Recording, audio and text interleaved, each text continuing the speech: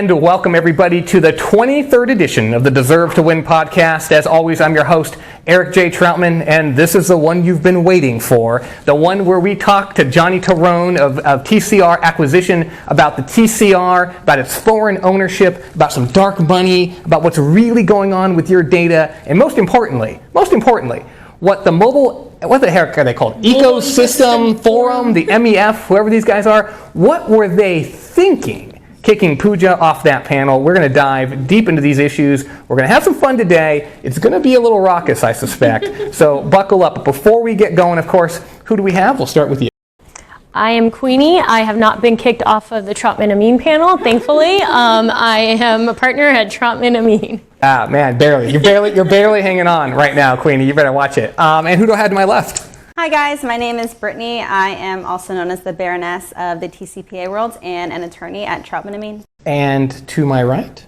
I am Tori Guidry. I am the Dame of TCPA world and an associate attorney at Troutman Amin. Still wrestling with this whole Tori being blonde thing. And last but not least, I have a disembodied head, but not the normal disembodied head that we usually have. What head do we have today? I'm John Henson. I'm an attorney at Troutman Amin, and I'm joining with my disembodied bald head. John, so you are joining us from Alabama, is that right? I am. I live in Birmingham, Alabama. Lived here on and off for 13 years and joined Troutman Amin at the beginning of March, and it's been great. We are really happy to have big, bad John Henson on our team. Now, you don't have a nickname yet. See, we handed out a couple nicknames to some people that just didn't deserve them. You deserve the nickname. But we're gonna wait a little while. I think you want to wait a little while. We're gonna solve this whole nickname thing. Because if I gave you one right now, it'd be like Cue Ball or something. It'd be terrible. And so we just can't go there. Actually, no, we call you Bear Bryant, right? Like the Alabama, we call you a bear. It could happen. But so I'm so glad to have you. Really, really excited. Okay, so let's get started here, folks. So what brings us together today? So the MEF, it's this mobile economic system, whatever the heck they are. What are they called? Mobile ecosystem. No one even knows who you guys are. Yeah, I don't know who these guys are, but they're some kind of international cadre. They pat themselves on the back all the time, have little spirited award ceremonies in Barcelona, and then give awards to one another. It's really kind of a silly thing. But we're going to throw I don't know, some kind of a small conference in Miami, and they invited Puja to speak. And we talked about it. I'm it's in Miami. I'm not really sure it's worth going. It seems it's kind of a small time thing. But she agreed to do it, and she talked with some people, and she started kind of investing time in it. And it got close to the event, and we'd booked travel and the whole thing, and then just out of nowhere on International Women's Day, right, of all days. I mean, come on.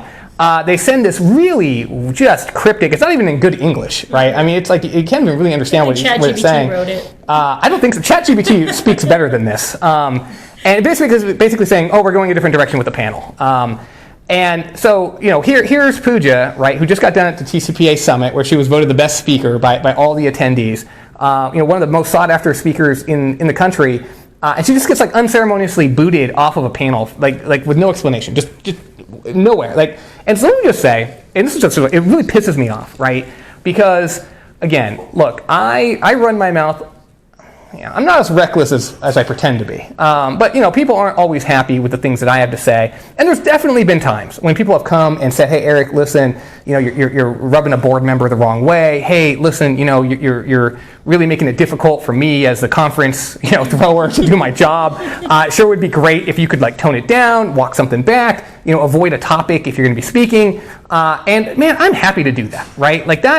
That's the way it goes. It's their forum, MEF, I don't care how big or small the stage is, you have the ability to ask a speaker, hey, stay away from this topic, can you tone down on X, Y, or Z? And that's fine.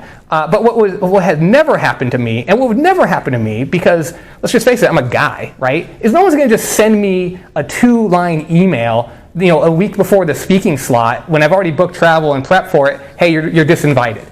That would never happen. That would never happen to me. It would never happen to John Henson. Heck, it would never happen to my paralegal Connor, right? Because we're dudes, right? And no guy is going to disrespect another guy that way. But because it's Puja, because it's a lady, somehow it's okay to just treat somebody like garbage. I mean, it really, I don't know why. It just really strikes a nerve with me. It's just like this weird entitlement, this weird dismissiveness that really still permeates society, right? I mean, sexism today isn't what it was 50 years ago, right? Like people aren't running around acting the way that they used to act. It's not overt, and it's probably true of any form of discrimination, right? People talk about, what is this subconscious bias? I'm not sure I believe in subconscious bias versus conscious bias. I just believe in like nuanced disrespect versus respect, right? And when people continue to behave in this day and age as if like women don't deserve the same respect as men, that to me is the pernicious sexism that continues to pervade our society to this day. It's not the stuff that you used to see before. Like, it's the disrespectful behavior. And it drives me nuts, right? The guys only behave like this because they think they can, right? Because they think Puja's just going to be quiet and not say anything. It's amazing, these emails that you saw. I'm like doing all the talking right now. I'm going to let you chime in here. Like these emails that you're receiving from women being like, oh, don't let it bother you. Let's just, shh, be quiet and move on. Like, what? I'm sorry, ladies, do you think you're helping? That is not helping. Being quiet is the opposite. That's not the antidote, man. That is advancing the disease. That's like throwing bacteria into an open wound. It's a terrible idea. But Puja, why don't you weigh in here for a second? So I've just been yapping. I apologize. No, I mean, I think you share my frustrations. I've been continuously processing it. And really what has shocked me the most, understanding that men treat women differently, especially when you're in a higher position, has been something common throughout my entire career. And first of all, happy International Women's Month, ladies. Oh, yes. And the frustration to me was, even after you have earned credibility in the industry as a professional, right? You've given the years, you've given the experience, and then you're like, okay, I made it, right? It took me this long to make it, and just like a man could have made it in 3 years, I made it in 10 years, and then it happens again.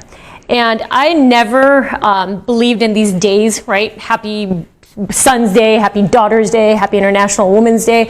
It's nice to have, but it's not something that I have ever held credibility to, because why, right? What is the need for it? And just this month, or the last few days, I recognized the reason why these days exist, because it's to bring awareness for women who felt like they were discriminated, whether it's by men or whether it's folks that are minorities or whatever the case is.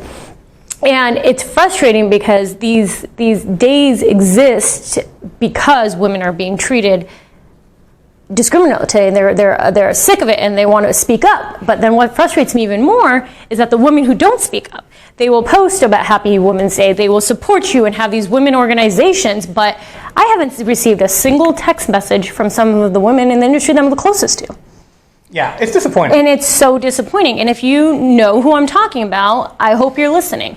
And it's frustrating. And to me, that is what's frustrating me more. Men have silenced women so badly that the women can no longer even speak up to the women that they look up to, that they go to, and that they respect in the industry secretly, but they won't speak about it publicly. Well, and that kind of underscores something that kind of permeates society also, which is fear. Yes. Right? One of the things that differentiates me from 99.9% of people is I'm not afraid of anybody. Like, I really, and those of you that know where I come from and kind of how I grew up, you'd understand this, man. There is nothing out there I'm afraid of. But people are afraid, right? And so there are many, many people, who might be supportive of your cause, who will be, afraid to speak up, afraid of how it might make them look, afraid of how it reflects upon them. And of course, it's that fear that continues to drive the injustice in our society, the inequality in our society, because people that see injustice, see inequality, see something ridiculous, right? Even if they know in their heart that's ridiculous, they're afraid to say anything because, what if they're wrong? What if people judge them? What if they lose their job over it, right? Which is something. And I'm sensitive to that fear. I am fortunate that I'm in a position where I no longer fear big law. I no longer fear losing clients because of something I said when it's non-work related. I no longer fear my employees speaking up when they need to speak up, right? I encourage it. So I understand, the sensitivity around other women who are fearful of saying anything. to the extent that it's going to banish them from the industry, or it's going to cause them to lose their job. There's so many women in that position, and I think that's just what frustrates me even more. Right. I mean, and that, again, so you can't fault somebody who has fear, Right. whether it's legitimate or illegitimate. And by the way, like 90% of this fear, it's not real. You know, no one's going to lose their job because you like Puja's text, right? Or because you shoot a message of support, or because you speak up and you're like, hey man, Puja, you should not have been kicked off that panel. But let's talk real quick, because we haven't even talked about this. Like, why was Puja kicked off the panel, right? Like, what happened? So what happened was me, apparently. So here's the thing: we don't really know, right? This is me kind of putting two and two together. But MEF is, a group that involves or includes the Campaign Registry, which we're going to be talking about quite a bit here in Twilio. The Campaign Registry, and we're going to talk to Johnny about this in more detail, right? This is an organization that was designed essentially to censor your speech. It was designed to require businesses and politicians, right, people who are running for campaigns, to register their intended text message traffic, their campaigns, with, as the name implies, the Campaign Registry. I mean, these people are not subtle. I mean, it's as on the nose as you can get, right? So you have to register with the Campaign Registry who you're trying to contact, what you're trying to contact them for. And the Campaign Registry, as I understand this, right, and this might be a few years dated, but they give you a trust score, right? They tell you, yeah, we like you. You're going to get to send 5,000 messages a day. Oh, we really like you. We're going to let you send 500,000 messages a day, right? They determine who gets to speak and for what purposes and how much, right? Using the 10DLC, that's the 10-digit long code. That's like the number one way that you can get as a business access using a platform into the American text message infrastructure. So you have to register all of your campaigns with the Campaign Registry. Now, I have philosophical problems with this, right? I view this as censorship. I view this as a violation of the First Amendment, and by the way, it is. This is plainly, no question about it, a licensing scheme. Now, some will say it's not state action. I will say it is state action because, of course, the TCR exists subject to the FCC's control, and the FCC blesses and permits its existence. And because of that, it is plainly state action. This is plainly a licensing scheme. It is plainly unconstitutional. But it gets deeper than that, potentially, because this is also for a foreign-owned entity, at least through the corporate parents that own TCR today. And that's kind of what brings us all together, right? So imagine poor Czar, humble attorney that I am, servant of the people, out there reviewing, as I was back in February, the record of all the small businesses that we're trying to help, right? The small businesses that did the comment in response to the new proposed rulemaking notice period that the FCC opened up on the one-to-one rule. We're trying to help small businesses, you'll recall, to be able to speak up and let the commission know just how much damage the new one-to-one rule will do. And as I'm looking through the record, what do I see? I see a letter from Latham & Watkins, right? One of the biggest, most powerful law firms in the world. And I'm like, what small business is hiring Latham & Watkins to do a comment? Right? I was very curious. So I pull up the letter, and it's not a comment at all from a small business. It is instead a response by the Campaign Registry to a letter that was submitted about a month earlier by some guy named Rick Joyce over at something called the TCR acquisition. And I'm looking at this, and and I say this with love, but some nutball submits a letter to the FCC, like, you don't go and hire Latham & Watkins to respond to it, right? This is very weird. So I read the letter by what I would come to be known as TCR acquisition, and we're going to be talking with Johnny. I guess I haven't mentioned that part yet. Surprise! We're going to be talking with TCR acquisition, Johnny Tyrone. I did mention that. Will be joining us here in a bit. So I read this letter, and I read Latham's letter. I'm like, man, this is really fascinating, right? The allegations in TCR Acquisition's letter is that TCR, a different company, TCR is a threat to national security. They have all this information regarding American campaigns. They're throttling American speech, and all this information is now in the hands of foreign-owned entities. And some of these entities, apparently, the claim is that they're connected to countries that don't like us very much and that don't really respect privacy very much, which is pretty fascinating, right? At least superficially, pretty fascinating. And then you read Latham's response, and how do I put this mildly? It's garbage, right? Like, there's just nothing to it. It's just really, frankly, it's just really embarrassing how bad it is. It's just rhetoric. There's really no punch to it whatsoever. God knows how much they paid for that letter, and it was, in my opinion, it was very, very weak. So I spend about 25 minutes writing a quick blog, right? How bizarre. And mostly my angle is, I'm just picking on Latham because somebody went and spent $60,000 probably on a letter. I don't know how much it cost, but some crazy amount of money on a letter. The letter was junk. And what I thought was probably just some screwball did a better job in his letter than Latham and Watkins did in their letter, right? So I just thought it was interesting. That was it. Like, I had no deeper interest in the subject matter. I would never have probably even covered it again. But because I did that, and Puja starts reposting it, and I speak about it for about a minute at the big TCPA summit in Scottsdale, and Puja took a recording. I don't know why. Of all the things I talked about that day, why that one clip of 1 minute ended up on getting put on LinkedIn. And literally the day after Puja puts my remarks on TCR onto LinkedIn, boom, she gets the email from MEF shutting her off the panel. Now, of course, TCR is a big member of MEF, as is Twilio, and of course everyone knows right now the Czar and Twilio are not the best of friends, although I'm hoping to work through that. So anyway, again, I don't know this for sure because nobody's actually had the cojones, shall we say, to tell us what happened, but it seems pretty clear to my eye that what happened was that MEF didn't like me talking about TCR and decided, Eric's too hard a target, no one can go after the Czar, so we'll just go ahead and treat Puja like garbage and just kick her off with no explanation. So I think that's what happened. And if that is what happened, yeah, I'm pretty pissed. I would say that I am probably about a level 10. Like, I can't, I just can't imagine me being kind of more upset about something from a professional standpoint than I am about this. It really, really rubs me the wrong way. And I just don't understand what they were thinking, right? Like, imagine this. You've got Queenie, right? It's the first rule of leverage. First rule of leverage, right?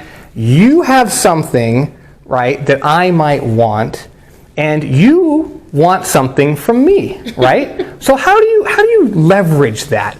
You say, hey, Mr. Czar, Queenie's going to be on our panel. Sure would be cool if you, I don't know, deleted that weird TCR post you did. Stop talking about TCR. Maybe understood that TCR is a good company and will give us a rebuttal. Maybe something like that. And then Puja can come out and maybe she gets a bigger panel. Maybe something else, right? No, what do? To punish me, they take away their only leverage point, right? And so now what am I encouraged to do? Am I encouraged to be like, oh, I'm going to play nice with you now and never talk about TCR again? No. I am encouraged to make you pay for that decision because you have to understand, I know you didn't do it on purpose, but you didn't just disrespect her, you disrespected me. And I just got to tell you, it's just not a good idea. I'm the one guy in the country that really pays attention, the one guy that really has a tremendous amount of credibility, the one guy who everybody knows takes the truth extremely seriously, who's really, really dedicated to this, who has his own law firm, and who really knows the law better than anybody else.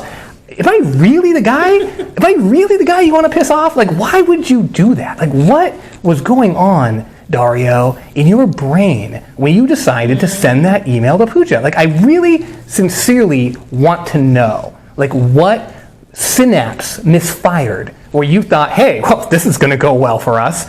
No, it's not going to go well. It's really not. Now, again, I'm mad right now. I'm a rational guy. I could calm down, right? Maybe you get some information. Maybe they share something. Maybe something new comes to light. I'm not saying it's impossible that we can't be friends again. I'm not saying that. But it feels pretty unlikely right now. Calm down. I do not. It feels pretty unlikely. That's true. Puja's got a much longer memory than I do. But okay, so I think I've broken this whole thing down. I think people really wanted to hear that from our perspective. We've been covering this on TCPA World. We're going to keep covering it. Somebody suggested rather cynically that I was just doing this for ratings. And to be and to be clear, look, that's not the insult, by the way, that they might have thought it was. Because look, doing stuff for ratings, it's not a bad idea. But we're not just doing this for ratings, although the ratings are pretty good. Obviously, this is a very serious thing. I'm smiling right now, but it still is a very serious thing. Okay, so let's throw it around. We spent a lot of time on that. But Puja, what else? Did you have anything else to cover? Or was that kind of just what you wanted to weigh on? I appreciate the firm's support here. For those of you who aren't supporting, I'm watching you as well, and that's it. Watching you. Yeah, it's true. The Czar and Queenie, we see all. It's very disappointing, but like I love conflict. It's that old line, or chaos, I guess. It's that old line from, what is it, Game of Thrones? It's my favorite line of that whole stupid series I watched during COVID. It's that line, people think of chaos as a pit. It's not a pit, it's a ladder, right? And not only is it a ladder, it's actually also like a magnifying glass. It really lets you see who people really are. It lets you figure out like who's really on your side, who can really be counted on, and who can't be. So yeah, I do. We never look for conflict, but when it's there, don't you snicker at that. Fine, we sometimes look for conflict. We never look for conflict. Because of all the salutary benefits of conflict. That's what I'm trying to discuss only right now. Plaintiff's counsel. That's true. Only time. That's true. That's true. I mean, you guys see how much I enjoy fighting just for fun. Imagine how much I enjoy fighting for money. Okay, so let's actually talk about some other stuff then. What do we got, Britt? So I feel like what I'm going to say is not as important and It's great always as what, important. yeah, okay. It's probably just like what we're supposed to be talking about, the TCPA, right? Yeah, so what I wanted to discuss is pleadings. Pleadings 101. Okay. Pretty straightforward rules regarding pleadings in the federal court, right? Under Rule 8 gives us a general rule of pleadings. So under Rule 8, a pleading must contain three things. First is a short and plain statement regarding the court's jurisdiction. Second, a short and plain statement showing that the pleader is entitled to relief. And three, a demand for the relief sought. So under this rule, although the pleading standard in federal court is limited, a plaintiff must still allege facts to support his or her claim, not merely reciting the elements of the statute that he or she is suing on. So in this case, Woodard versus Health Insurance Alliance, a court dismisses the plaintiff's TCPA claim because the court found that there were no factual allegations tying the alleged claims and the defendant's conduct. In fact, when the court was looking at the pleading, she or he found a bunch of contradictory statements. So for instance, in one place, the plaintiff alleged that the defendant made the call, and in another place, the plaintiff alleged that a third party made the call. So it was just a complete mess. Ultimately, the court got it right and granted the defendant's motion to dismiss. What a fantastic podcast. I mean, we can talk about like big, broad social issues. We can talk about, the injustice of the world. And we can turn around and talk about the pleading standard in federal court. Yeah, no. What's also interesting is that Woodard is a repeat serial litigator. So it's interesting that you would think that she would have it down by now, or less figured it out. The Rule 8 standard, but yeah, keep doing your thing. You would think, keep doing your thing. That's going to be like your new sign on. That's the trademark Baroness move. Keep doing your thing, everybody. I like it. Let's try to sign off with that later. Tori, the dame, I was going to say the redhead. God, I miss those days. What you got? Well, again, pales in comparison to what you and Puja just spoke about, but TCPA is the most important thing. someone else, another serial litigant that should have figured it out. I love this theme. Cunningham v. AutoGuard and et al. I'm saying et al. Because essentially Cunningham made an allegation that AutoGuard, Dimension, and a few others called him whenever it was clear from the allegations that it was other company, AAP. And he failed to put any allegations of how exactly these other four defendants were actually connected to the calls. And the court dismissed on that under traceability and failure to plead a claim for which relief can be granted. But what I thought was the most interesting was the court specified that just because two of the defendants were the auto warranty provider, that still wasn't enough whenever there was no allegations actually connecting them to these calls that were made. What I love is that the traceability argument got made again, right? So that's now the third traceability argument under Article 3 standing that's ever been won under the TCPA, and guess who had the very first one? This one right here. Dun, dun, dun, dun, dun, dun, dun, the Baroness. So she created the Bakari line of cases, which was the case that essentially said, actually in the warranty case, right, that where the selling company, right, the warranty issuer has an agreement with a marketer, and the marketer is not allowed to make outbound calls or to do so only in compliance with the TCPA, that any violation is not traceable, right, under an Article 3 standing argument that you can raise at the pleading stage to the conduct of the defendant of the warranty provider. Brittany made that case law. It had never existed before. There was another case that came out and followed Bakari, and this is now the third case on traceability in this exact setting. So all of these wins go all the way back to Brittany. Yay, Brittany, fantastic work, absolutely amazing. That keeps giving. The gift, she is the gift that keeps giving, as is that ruling. All right, well, Tori, thank you so much for doing your thing. Okay, we're going to throw over to you, John. What do you got? Yeah, so at the end of February, the CFPB issued a new circular regarding comparison shopping websites and lead generators. This was a really interesting circular when it was released, because last year they did a big release about RESPA and mortgage lead generation websites and how the results and the matches have to be displayed in a neutral way. Well, a lot of people thought that was just going to be the mortgage because there's no analogous rule for other financial services like RESPA and anti-steering.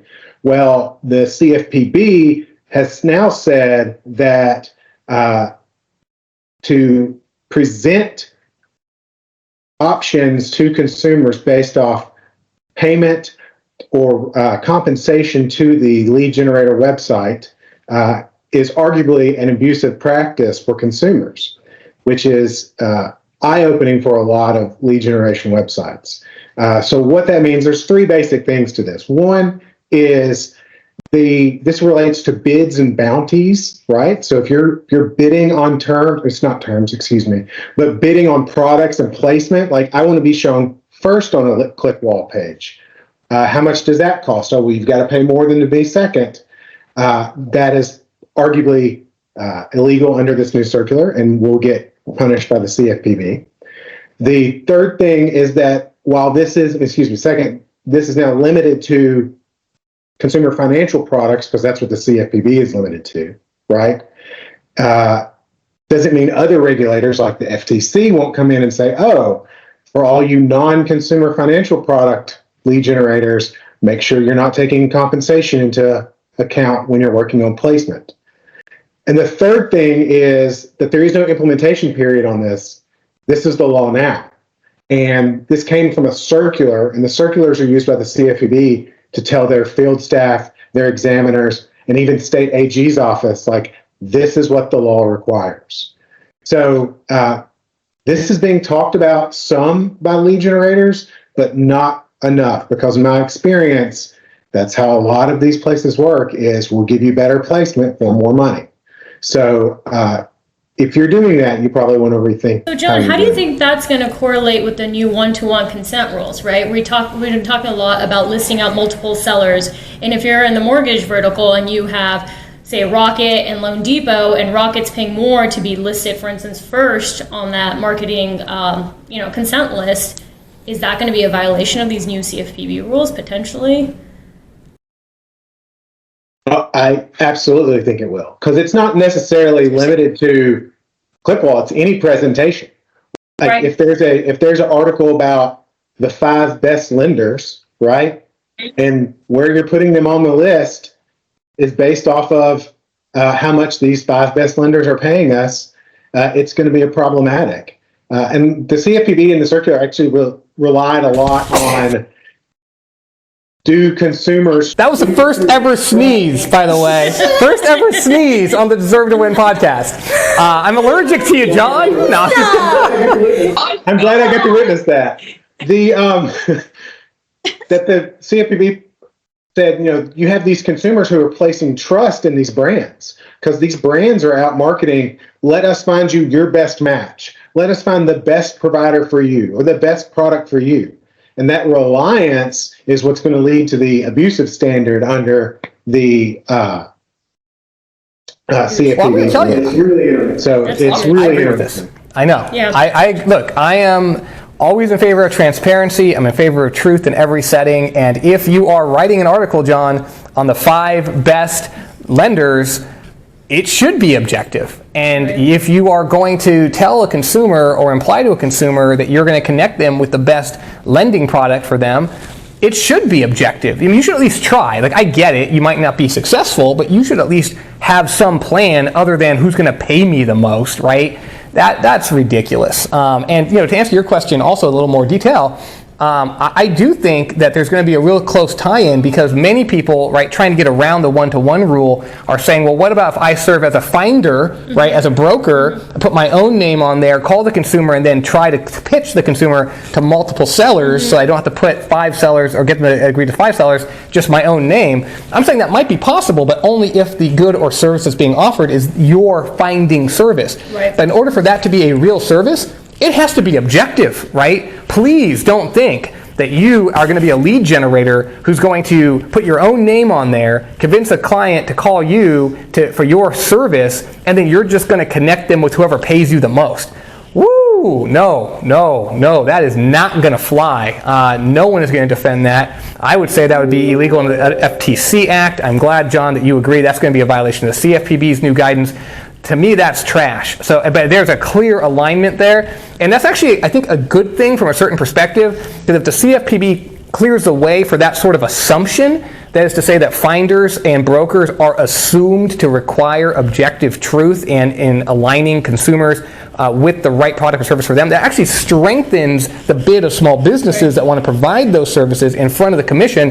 And you can tell the FCC, hey, look, let them have this leeway because they are already regulated in that activity, and that's good for consumers. So I like this. I think this was actually a necessary step in order for the commission to do what Reach actually asked them to do. We didn't really talk about the comments. Reach did in fact comment to the commission, asking the commission to change that word seller to entity for specifically this purpose. And so the CFPB's ruling might actually dovetail very nicely with that request. So I like it. John, fantastic contribution here on your first day on the Deserve to Win podcast. Loved having you. But now it's time for what I can assure you is going to be a rough and rocky ride as we talk with the COO of the TCR acquisition, and this is Johnny Torone, coming at you through the power of the Troutman Amin LLP law firm, and mostly because MEF pissed me off. And now, through the power of the Troutman Amin LLP law firm, we've got a real trip for you today. We've got Johnny Torone, CEO of TCR Acquisition, and boy, oh boy, does he have a story to tell you. Johnny, welcome to the show, man. People know me as my legal name, Giovanni. I am the Chief of Staff and COO of TCR Acquisition, which was a company started by myself and Rick Joyce, who was the former Chief Counsel, Head of Cybersecurity for the United States Coast Guard, after spending 40 years as the chair for the telecom communications practice at Venable. And you really walked into the right place, or in the wrong place for a lot of people. Oh, look, man, we're just here to have fun, Johnny. This looks like a lot of fun to me. So tell us, what is TCR Acquisition? What does it do? Why did you form it? Give me the background here. So a couple of years ago, a friend of mine, his name is Major Bill Peters. He is the original founder of the Campaign Registry. He also founded what is now called Cinch, which is the Interop. It was the first interop messaging company in the world. So the company that actually interconnected the other mobile operators many, many years ago was called Sybase 365. Bill was actually the original founder of that. So I got a call from him one day on a Wednesday saying, hey, and I was working with him on another project and trying to sell a company that I'm the largest debt holder, which is a company called Tintech, which is a major messaging aggregator out of Europe. So, but I'll give you a little brief history. So I just so you understand my history with TCR and Rick Joyce. Many years ago, I restructured a company called Iris Wireless LLC. And that was one of the 3 messaging hubs in the US. So in the US, when you send a text message between AT&T, T-Mobile, Verizon, you had Cineverse, you had a company called SAP, which is now Cinch, and you had a company called Iris Wireless.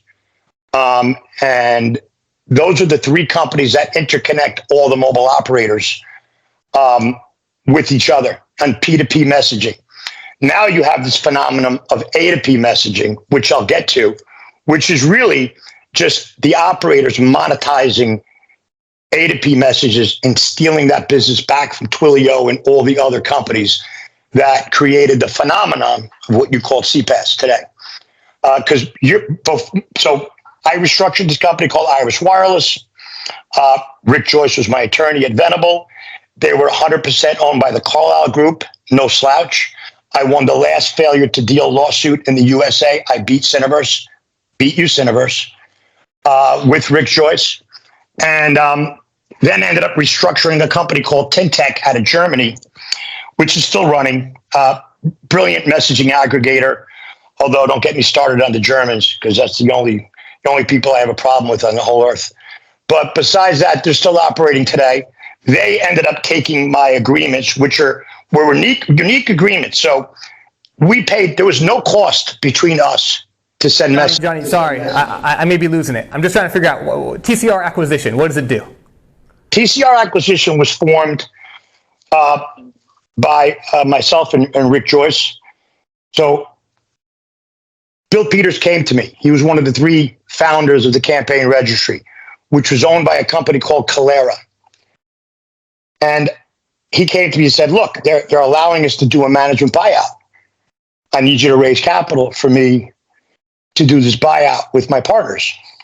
So Rick Joyce had just retired from the Coast Guard. And I said, Rick, take a look at this deal, right? So I sent it to Rick. He took a look at it, no lie. He said, Johnny, they can't own this. Because I don't have, security clearances like Rick. Rick had the highest security clearance you can have in this U.S. government. And he said, they can't own this.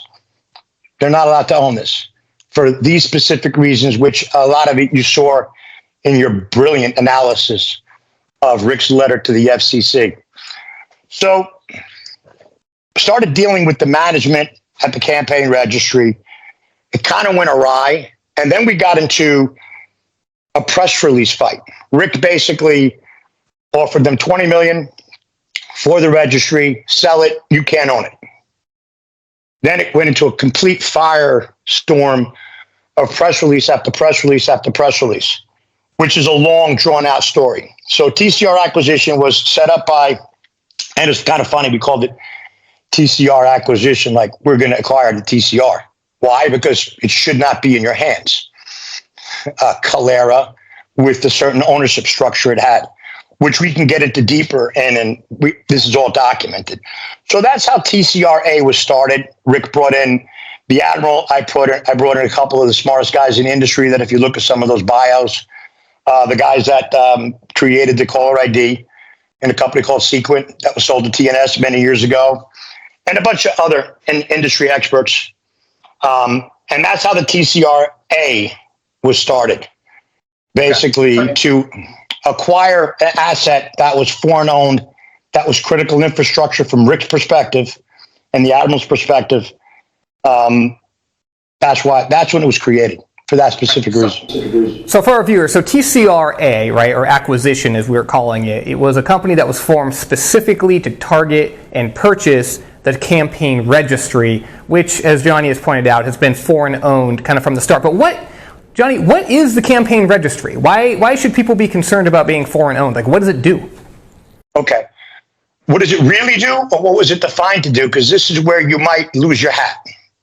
So the Campaign Registry was originally an RFP back in 2013 by Verizon that ended up being won a few years later by a company called iConnective and the CTIA, right? So CTIA and iConnective won this bid for the Campaign Registry. And what it really was the mobile operators telling the FCC, we don't want to regulate text messaging. We like the way it is. We're going to create this thing called the Campaign Registry. We're going to self-regulate. We're going to stop this spam on our own, right? And that was in the original way it was supposed to be set up, the Campaign Registry. Now, as we know, it doesn't work. And they've actually admitted to the FCC through Latham that they don't really serve any purpose. It's just write your name on a piece of paper.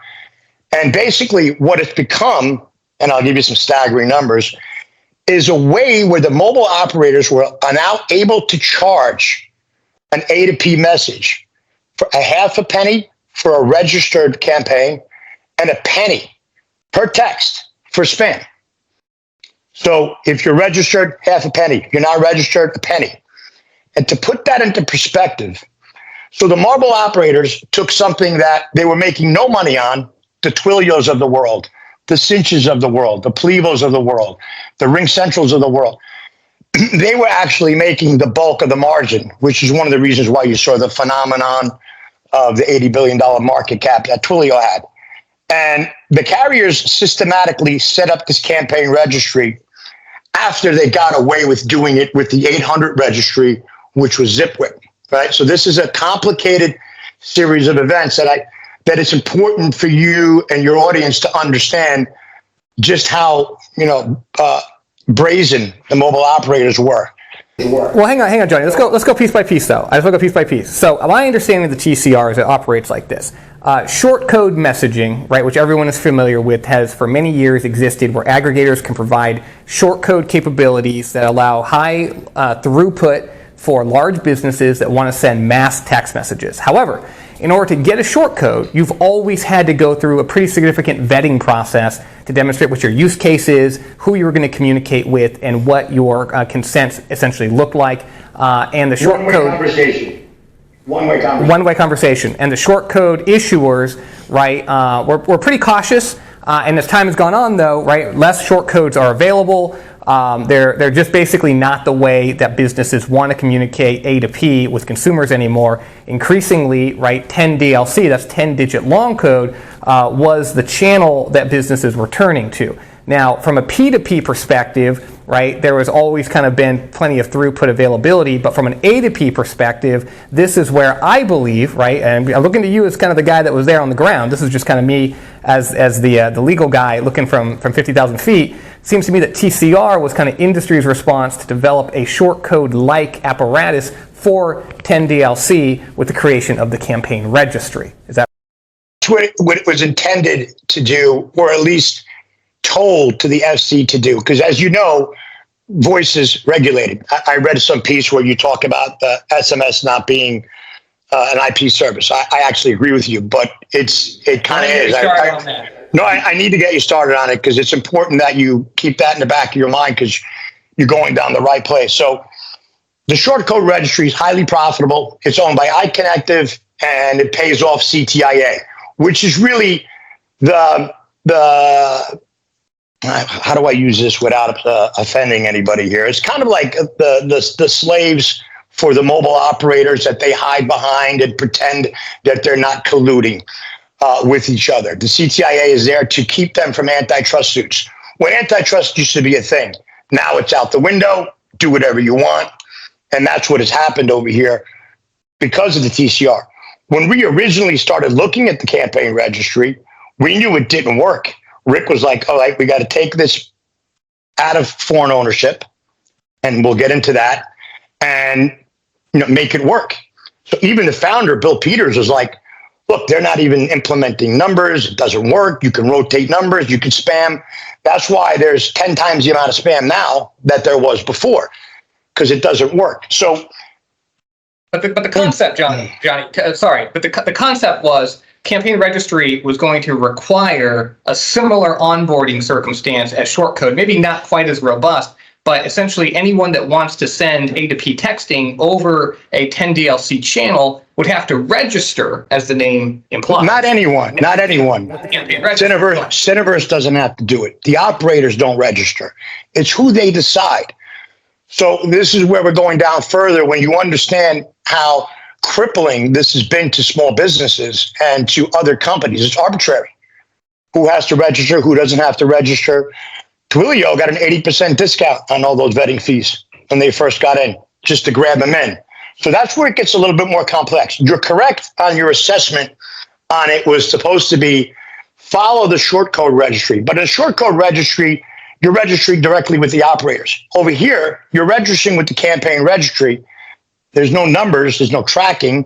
You're giving them their information. God knows where it is or who has it. Great, so let's go there, because that's kind of what we're driving at, right? So this registry would require people to come and actually alert, and I understand you're saying not everybody, some people get little passes. This is something we're talking about. There's a real licensing scheme here in terms of who's being treated favorably and who isn't. I wish I had one of my guys on with you because he would blow your mind.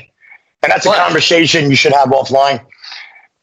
But for the folks who are, and I'm going to take you at face value there, I think that's true. Some people are registering, some people don't have to register, some people get special treatment when they register, fine, whatever. But those who are registering, they have to provide information about their campaigns, who they're contacting, and why, and that includes political messaging. Am I right about that?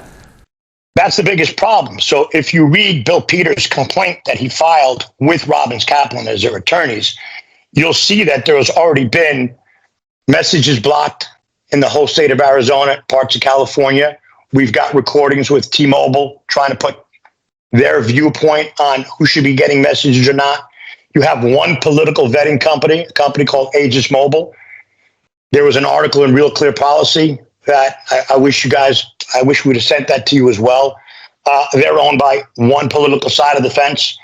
It's such a mess that once you really get your head around it and your audience understands it, they're going to be coming out with pitchforks. So, but I want to go back to your concept of the TCR, what it was intended to be and what it became. So what the campaign registry became was just, it was, first of all, it's owned by the campaign registry, but it's controlled by the three major operators and three people that have been working together for many years, mid-level at the operators, colluding, calling each other, talking with each other, breaking every antitrust rule ever known to man, which we can get into that conversation later, which I wanted to get onto with you offline. And they created this campaign registry to do one thing from my perspective, my team's perspective, and people within the know that are not too happy that we're talking to people like you right now, right? And that is, in 2022, the revenue for A2P messages, 2021 was zero. 2022 was roughly 22 billion. Out of that 22 billion, AT&T paid close to 8 billion on dividend. A lot of numbers. We're math guys. Markets, numbers, math. I back our data up with numbers. T-Mobile, 1.5 billion. Verizon, 11.17 billion. Almost equivalent. So they're paying dividends with money that before was a person-to-person message. What's an A2P message? It's a person-to-person message that they decide, nah, it's a business. It's not a business. Fill this out, fill that out. It's so convoluted, and the rules are so convoluted that it literally inhibited the growth of Twilio, even though they were getting an 80% discount, and they have it in their earnings call. It's all documented. They've literally, Jeff Lawson and all of them said, oh, we're not, our growth stopped. Their growth stopped, bang, $3 billion in market cap down the tubes. Right? So that's just, I know I'm going. John, stay with me. Just stay with me, man. We got to go piece by piece here, man. You keep kind of going to a different place. I'm just trying to get my viewers educated on the basics, man. Okay? Just stick with me. Basics are, at least the way it's supposed to be set up, TCR is a vetting program for folks that want access to the 10DLC network for A2P text. You cannot text in this country at this point at scale unless you are either short code clear or TCR clear. There is no other path to the American SMS network. Is that correct? Let's just start there. Is that right? Depending on who you know. Depending on who you know, right? For just a normal old business, you got one of these two paths, right? So all your customers and consumers are down the path of hell. So if you go to TCR, right, you've got to register. You've got to show them who you are. You've got to show what you're going to text. You've got to show the content of your message. You've got to lay all of this out before you have the right to speak in this country. And then TCR gets to decide, am I right?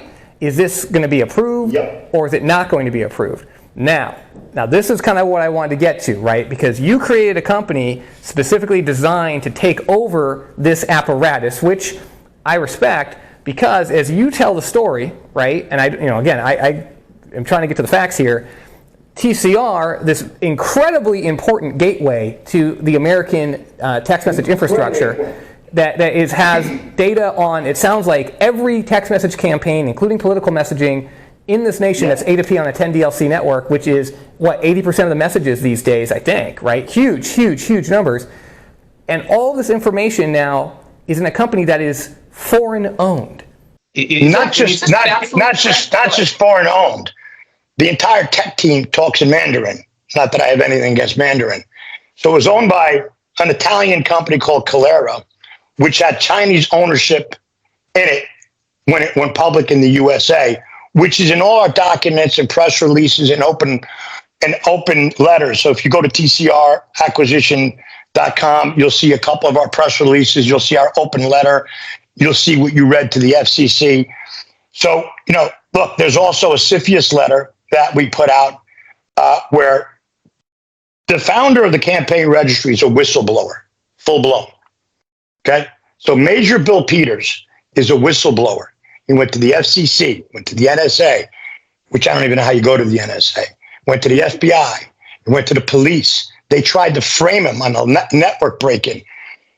And I know this sounds fantastical to your audience, and it is, but it's all in a federal complaint filed by Robbins Kaplan, whom you know is an extremely reputable plaintiff firm out of Minnesota, not in the telecom space, but I think they just got $6.8 billion settlement out of Visa on one case. Really smart guys.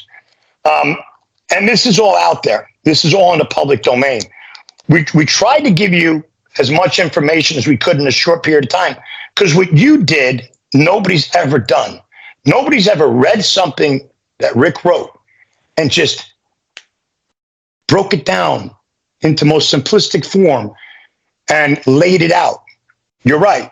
They hired arguably the most powerful law firm in the world, right? Why? Because they're cooked. Because they're cooked. They're cooked. Like you said, they're cooked. They're beat. They're wrong. The mobile operators don't know what to do right now. We've gone to the mobile operators. Rick Joyce represented the mobile operators. I mean, Rick built $250 million a year telecom practice from divestiture. Rick, the admiral, who was the chair after him. These are not like regular, these are serious attorneys. Not like some of the attorneys that keep begging me for you to unblock them. Because it's pretty funny, actually. You got a lot of fans out there. And all of them talk good about you. So this is a really...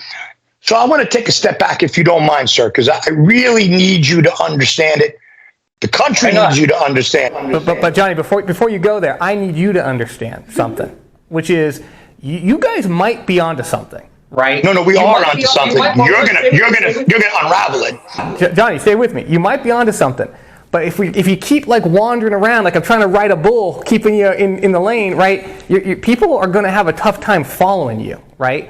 As I look at this, there's a story here, right? There's a reason I'm covering this. And, look, TikTok right now is being investigated by Congress for its foreign ownership and the capabilities of China to get access to consumer data. Right? We'll be sold off. We'll be sold off or shut down.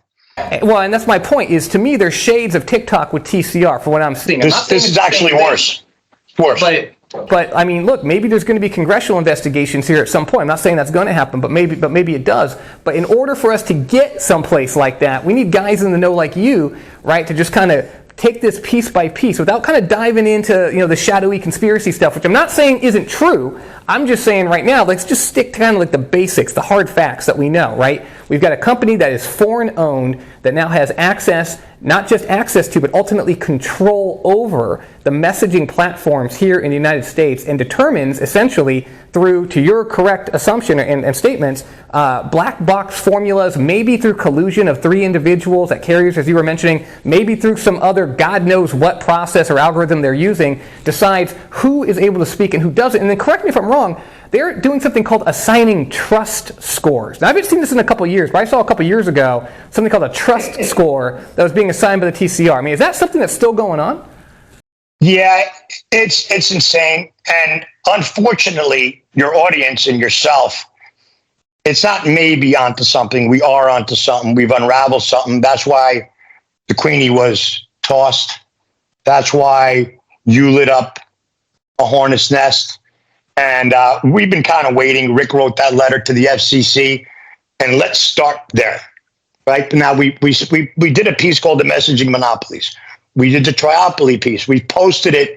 We wallpapered your post today, right? Because there's a lot of information that you guys have to go through.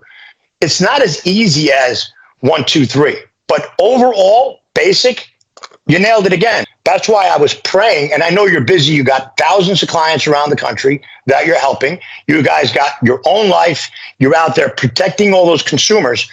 And that's why I was kind of hoping by a miracle that you would read some of the stuff that we sent, because we documented everything. So this is not Johnny Tyrone telling you.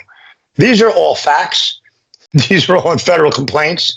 These are all written out and have not been disputed once by anybody in the industry.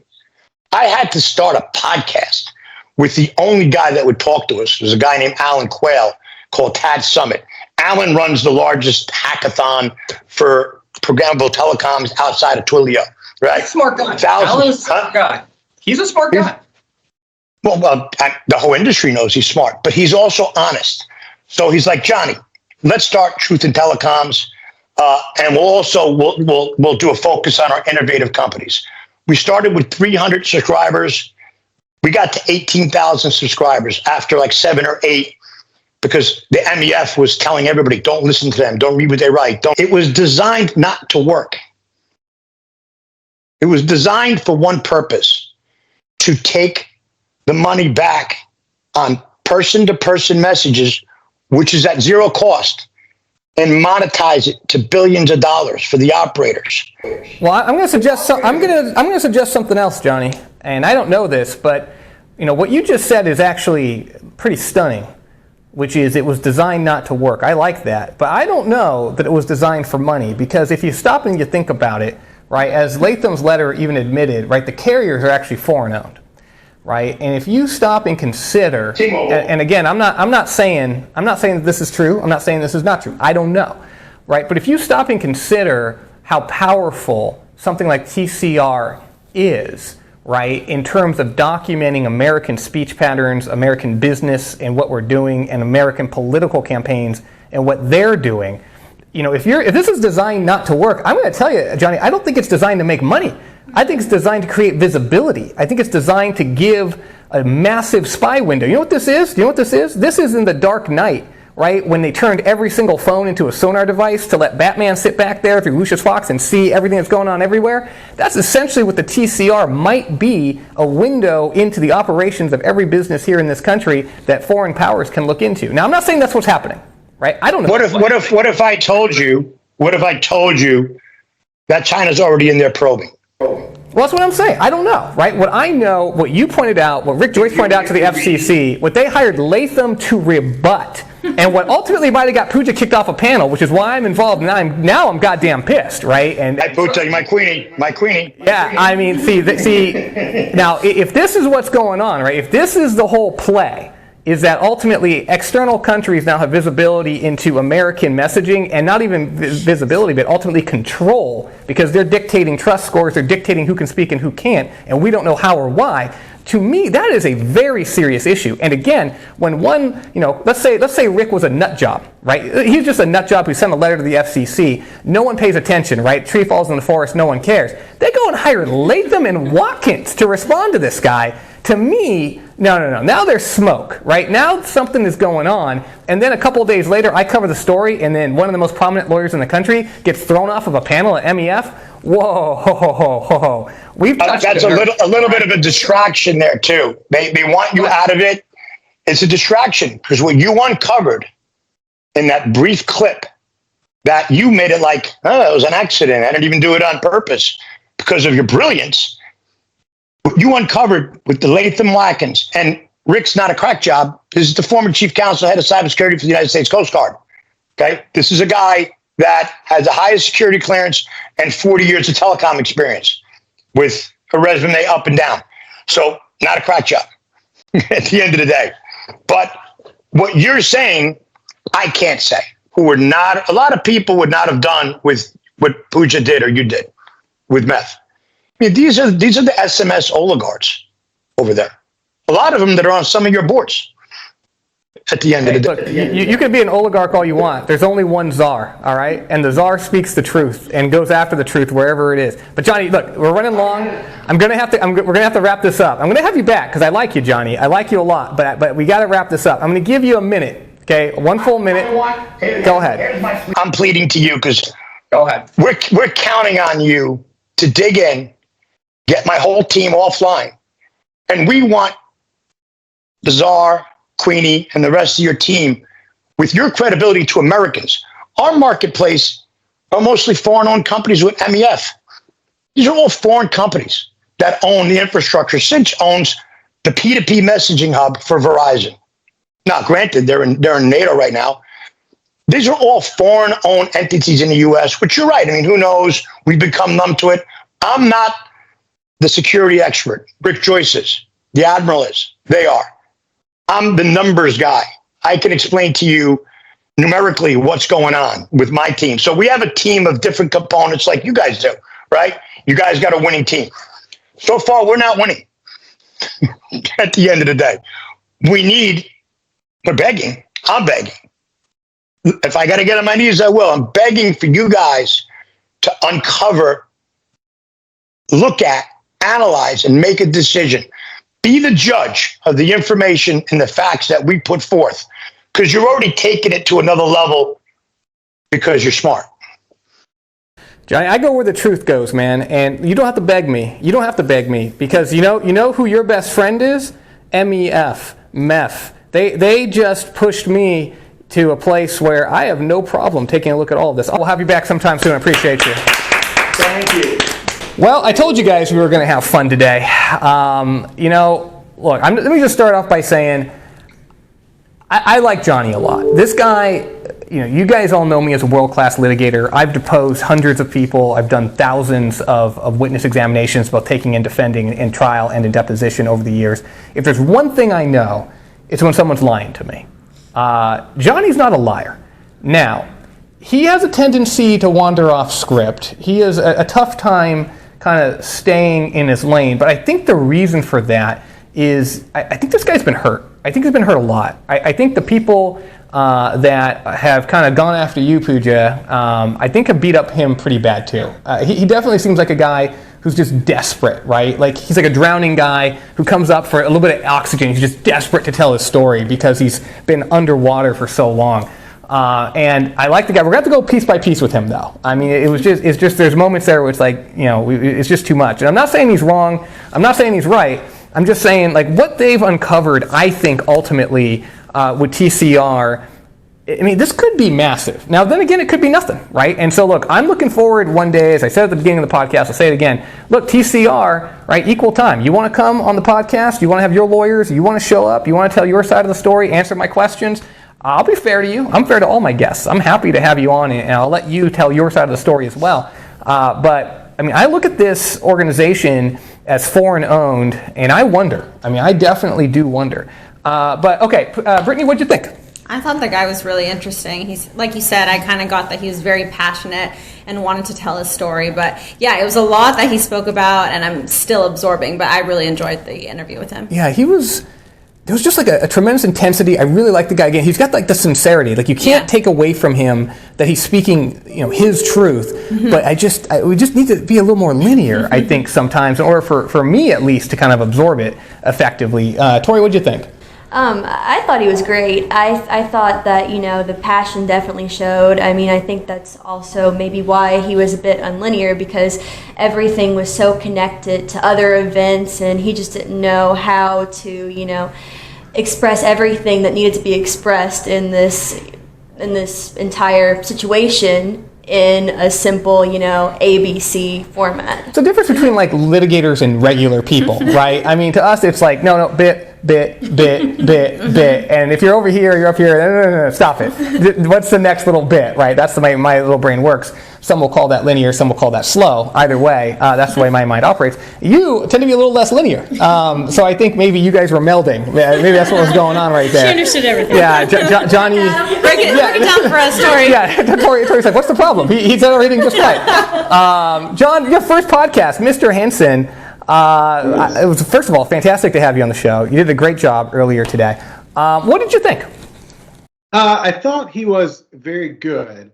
And if you listen to the message instead of how he's all over the place at times, like there's a story there, and it's very, very interesting.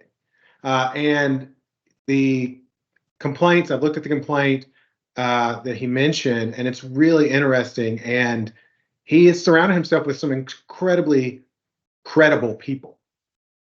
So it's very interesting, and I'd love to sit and talk to him more. Yeah, I think we're going to dig into this more, John. I mean, and that's the thing, right?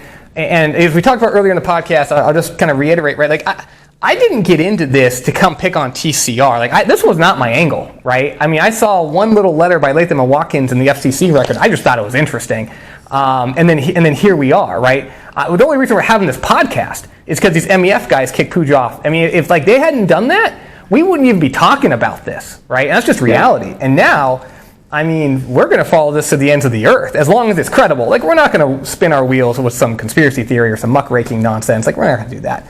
But I agree with you, John. I mean, and what you said is important.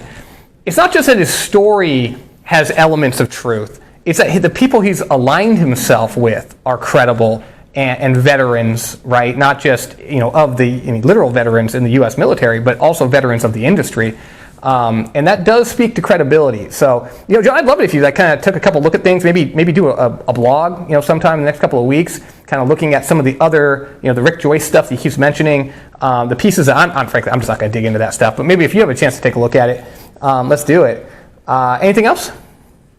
No, thanks for having me on the podcast. Oh, John, you're fantastic, man. Thanks for being here. And again, so good to have you at Troutman Amin. Puja.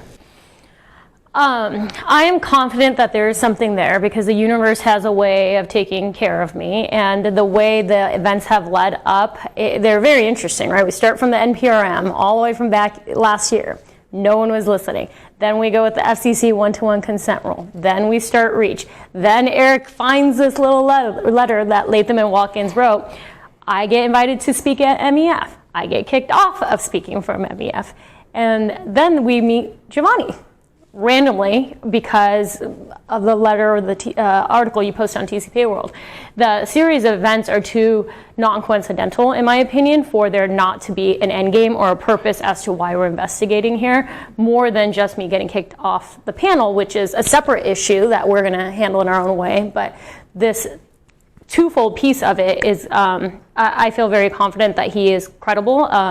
I got the same feeling, like a good feeling. I understand that he's a little bit all over the place, but he's had a story to tell for years, and he's trying to express that in, a 20-minute podcast. So I don't blame the guy. It's like my little nieces and nephews when they're like, Puja Masi, I have so much to tell you. And that's how he feels. Yeah, I guess I'm fairly restrictive as well, even with the kids. Like, talk one at a time. Tell me the story. What exactly happened? What happened next? You want a cookie? Well, why didn't you just say that? Yeah, so completely agree. No, and I appreciate that, and I agree. I mean, look, those of you that have been following my content for a while, I'm a big believer in the universe, and the idea of like a purpose or a conscious. And I don't know where things are going. I don't pretend to be like in tune with anything, but I agree. We have to kind of pay attention. We have to see where the universe is leading, what the little crumbles might suggest. But look, as far as I know, and I said this earlier, the TCR. I've got a problem with it. Forget the foreign ownership. Forget, they're taking back A to P money from P to P. Look, I'm sure there's dollars. I'm sure there's privacy issues. But my concern has always been the censorship aspect, right? This is America, baby. We either have free speech or we don't, right? And look, if everyone just wants to agree, we don't have free speech. We don't have free speech. The carriers are in charge of who speaks and who doesn't. The FCC is in charge of who speaks and who doesn't. We allow licensing schemes in this country. The FCC can designate to the carriers to 3 individuals or to 10 individuals or to 100 individuals or to a foreign-owned company or to the TCR or to Shortcode or to Twilio or whoever they want. They're just going to designate who gets to speak and who doesn't, and they can decide on whatever criteria they want. It can change from day to day, and they can wake up and decide it's a different rule today, and you get to speak and you don't, and you get to speak this much and you get to speak less, and maybe we're cool with that. But I just want this to be known. I just want people to be aware that this is factually what is happening day in, day out. And if that's the policy of the United States of America and Americans are cool with that, fine. My problem is that 99.9% of Americans do not know that this is happening. And I do not know, but I suspect that if they did know this was happening, they'd have a real problem with it. Because deep down, I have a real problem with it. And again, this is not foreign ownership. This is not secret dollars. This is just, why is people's speech being reviewed, content for determining credibility? Why is political speech being approved or disapproved? Why is this happening in our country and no one is talking about it? To me, that is and always will be the issue. So when I see a claim that the TCR is a threat to national security, that puts my antenna up, right? Because I feel that way anyway. Not, again, because of foreign ownership, but then you throw that foreign ownership on top of it, and that definitely gets you interested, right? And you see Latham and Watkins showing up. And by the way, as I told you earlier, that letter was toothless. Toothless. There was nothing in it. There was no argument. There was no case law. There was nothing, in my opinion, that hit home. It was just rhetoric. It was just, oh, forget it, sleight of hand, look over here. To me, something is up, right? Something doesn't make sense. And Johnny's over here, on bended knee, literally, right, praying with figurative and nearly literal tears coming out of his eyes. Something's up. And, again, I might have turned the other way because I'm a busy guy, let's be real. We got a couple things going on around here. But when MEF goes and throws Puja off a panel, I mean, you just made it personal, boy. Anyway, for those of you that are attending just for fun, I hope that you enjoyed yourself. For those of you that were attending to gather information, I hope you enjoyed yourself. And for those of you that are watching from TCR or from MEF or from Latham and Watkins, I really hope you guys enjoyed yourself. Because we did. And we'll see you next time on episode 24 of the Deserve to Win podcast. Bye, everybody. Thank you very much.